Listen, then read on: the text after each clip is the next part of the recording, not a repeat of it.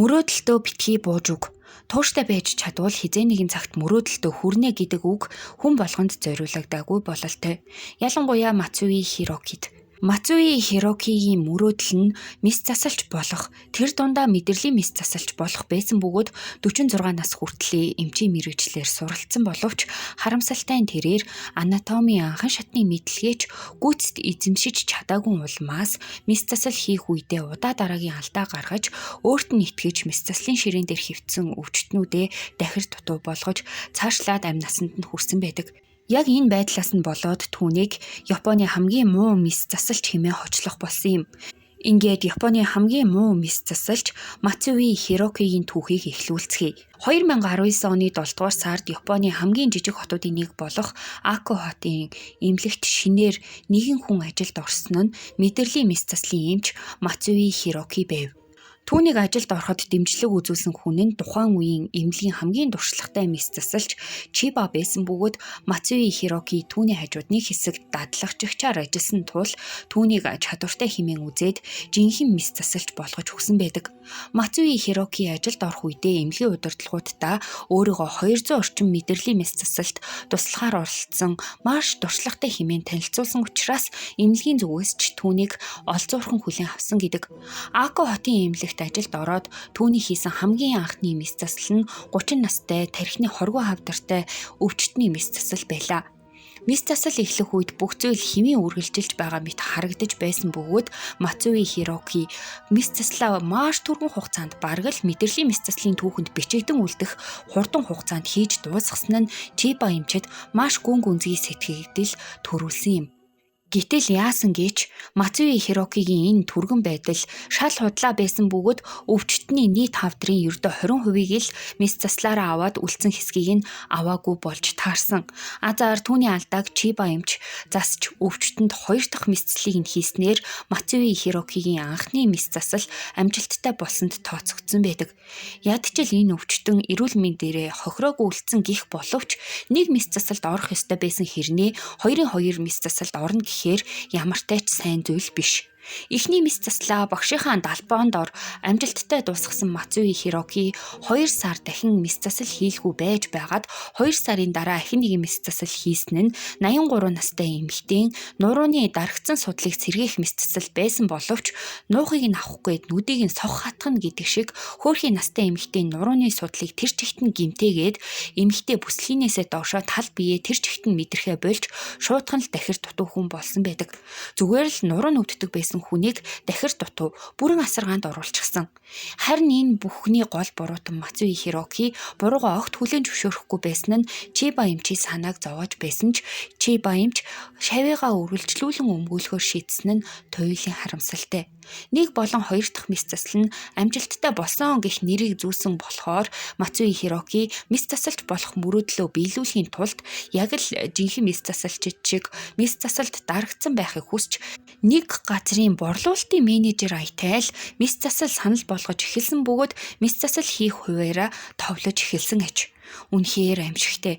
Эн чин хүний амьнаас болохоос биш ямар нэгэн зүйл борлуулж байгаа асуудал биш шүү дээ. Мацуи Хирокигийн дараагийн хохирогч нь 43 настай эрэгтэй байсан юм. Энэ хүний тухайд тархины даралтын улмаас даралтаа бууруулахын тулд хөнгөн мис засалд орохоор зорин ирсэн боловч мис засалч маань буруу газарт нь гавлын ясыг нь өрөмтснөөс болоод өвчтөн сонсголоо алдчихсан. Харамсалтай нь Мацуи Хироки энэ байдлыг мис засалтай ямар ч хамааралгүй хэмээн гүрээсээр байгаад дуусгасан байдаг. Дөрөв дэх хохирогч нь цус харуултын улмаас артерийн судсандаа мис засал хийлгэхээр ирсэн 90 настай эмэгтэй байсан боловч Мацуи Хироки судсанд байгаа бөглөөг нь аваад буцааж залгаж чадахгүй гэдэг нь угаасаа тодорхой. Үүнээс болоод эмэгтэй комод орсон байдалтайгаар мис заслаас гараад ахиж хизээч сэрж чадалгүй байсаар байгаад 1 сарын дараа нас барчихсан. Бараг л судасныхаа бөглөөтэй байсан бол нас барахгүй байх боломжтой байсан гэж ойлгож болно.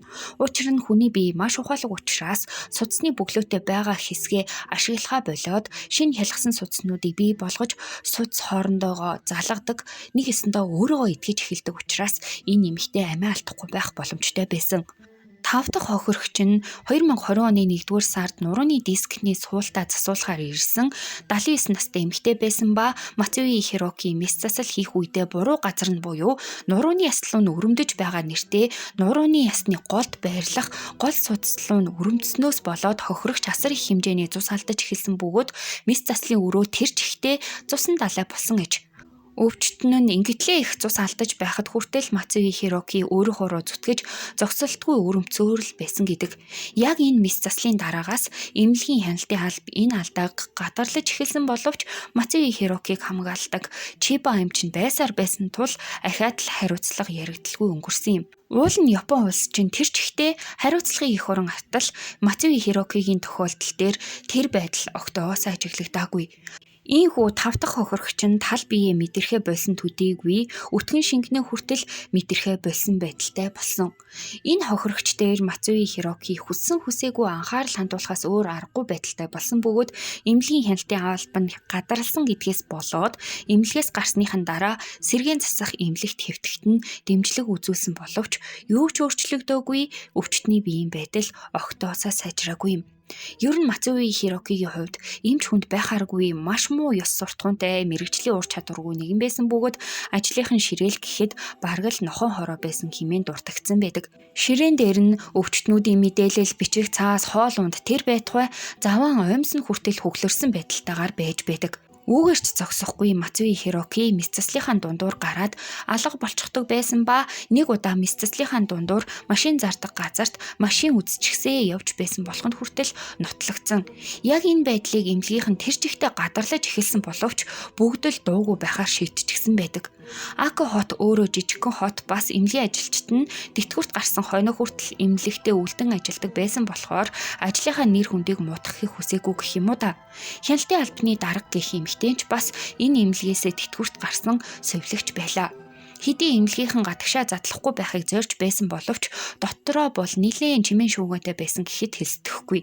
Мацуи Хирокитэй хамтран ажиллахгүй хэмээн мэдгдсэн хамгийн анхны хүн нь радио долгионы технологич нь байсан бөгөөд Мацуи Хироки стандарт хэмжээг огт баримтлахгүй хүний биед аюултай хэмжээгээр хитрүүлэн цөмийн туяагаар буюу радио долгионыг ашиглаад байсан тул ийм шийдвэр гаргасан байдаг.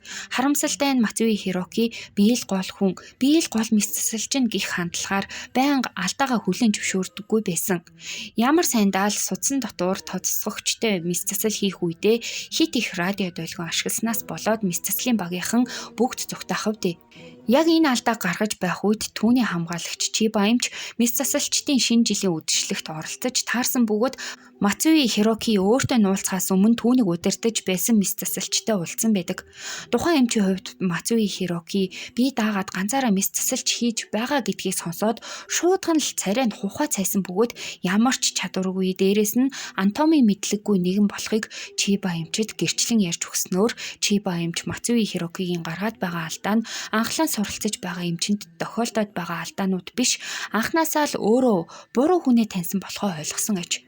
Маш олон алдааг нь өөрийнхөө биеэр хамгаалж мис заслыг нь алдаагүй болсон гих дүгнэлтэнд гарын үсгээ зурсан Чиба эмчид энэ нь асар аимшигтэй мэдээ байсан болох нь тодорхой.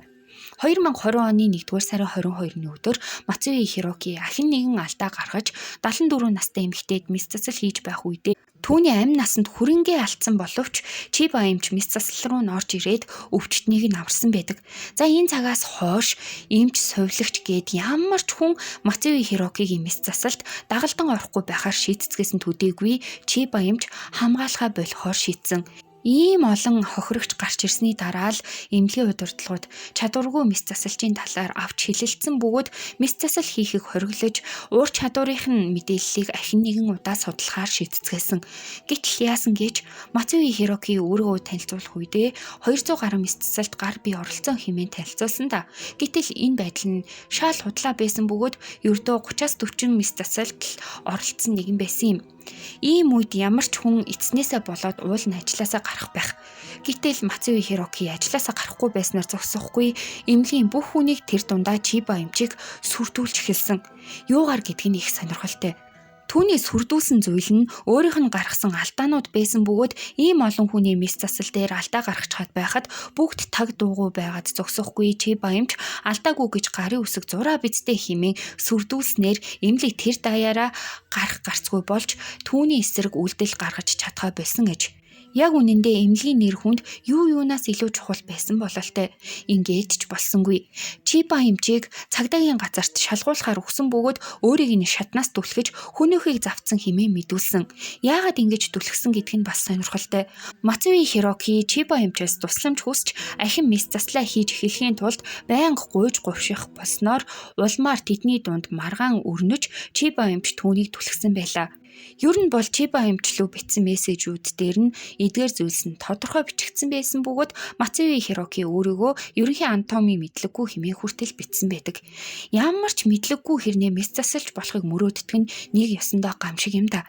Нэг талаараа Мацуи Хирокигийн сүрдүүлэг амжилттай болж чадсан бөгөөд Ако хотын эмнэлгийн удирдлагууд түүнээс салахын тулд бүх зүйлийг нь хав дарахаар тохиролцож Мацуи Хироки өөрөө өргөдлөө өгсөн байдаг. Үүнийхээ дараа Мацуи Хироки нэгэн эмнэлгийн түргэн тусламжийн тасагт ажилд ороод ахиад л алдаа гаргаж эхэлсэн. Тодруулбал хүний урууланд оёдол тавихдаа зүүгээ буруу хатгаж хамрын хүндийлүүн зүүгээ оруулж гэмтээснээс гадна өөр хүнд яаралтай тархины мэс засал хийж байх үедээ гэмтсэн хэсгийг нь биш харин эрүүл хэсгийг нь тарьчихсан. Үүнээс болоод өвчтөн нь эдгэрэх ямар ч боломжгүй зүгээр л нэг хүн ургамал болж хуурсан. Шин нэмлэгтээ ердөө 8 сар ажилласны эцэст ийм том алдаа гарган халагдсан бөгөөд дараа нь өөр олон эмнэлгүүдэд ажилд ороод шуудхан л халагдах болсон тул бараг л бүх эмнэлэг түүний талаар мэддэг болчихсон. Гэвч 2024 оны 12 дугаар сар хүртэл Мацуи Хироки ямар ч хариуцлага хүлээгээгүй. Азар NHK телевиз түүний талаар баримтад эрен сурвалжлах нэвтрүүлэг бэлтгэж хохирогчоос яриа авснаар олонний анхаарал энэ хэрэгт татагдсан юм. 2024 оны 12 дугаар сард Мацуи Хирокиг мэргэжлийн алдаа гаргасан хэмээн баривчилсан бөгөөд энэ үед тэрээр 46 настай байлаа. Ако хотын эмнэлэг Мацуи Хирокигоос болоод мэдрэлийн мэс засал хийх эрхээ алдаад зогсоохгүй бүх удирдлагууд нь хэвлэлийн баг хурлын уучлалт хүссэн. Гэхдээ уучлалт гуйлаа гэд хохирогчдын биеийн байдал дээрдэхгүй гэдг нь ойлгомжтой. Ингэхээр хүн болгоны мөрөөдөл заавал билээд байх албагүй юм байна. Иймэрхүү хүн мөрөөдөөдлээдэг хүний амь насан дээр алдаа гаргаад л байвал илүү аимшигтай зүйл тохиолдох нь тодорхой. Энэ удаагийн маань хэрийг хүрээд өндөрлөж байна. Таалагдсан бол лайк дараарай, сувгийн маань дэмжээ, subscribe хийгээрэй. Баярлалаа. Баяртай.